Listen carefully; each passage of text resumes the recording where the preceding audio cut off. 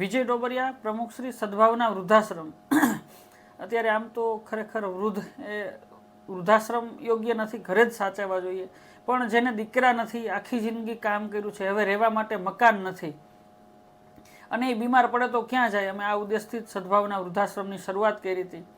2015માં શરૂઆત કરી હતી. અત્યારે 500થી પણ વધુ વડીલો છે અને છેલ્લા 2-1 વર્ષમાં તો ખૂબ વધારો થયો. એક તો ખૂબ લોકોને જાણ થઈ અને એકલવાયુ જીવન જીવતા, જે રેકડી ચલાવતા હોય, કોઈ સિંગ વેચતા હોય, હોટલમાં વેઇટર હોય અને એ 70 વર્ષ સુધી કામ કર્યું હોય, રહેવા મકાન ન હોય અને આ લોકોને કેન્સર થાય, પેરાલિસિસ થાય તો ક્યાં જાય.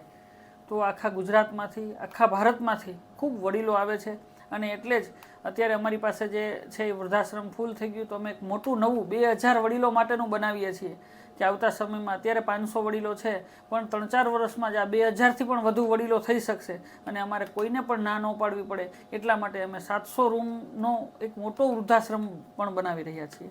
2023માં 170-80 નવા એડમિશન આવ્યા, 25-30% નવો વધારો થયો અને હમણાં તો ખૂબ મહિને 30-40 એડમિશનો આવે છે. 20-25 વડીલો એક્સપાયર થઈ જતા હોય કારણ કે બધા ગંભીર રીતે બીમાર હોય.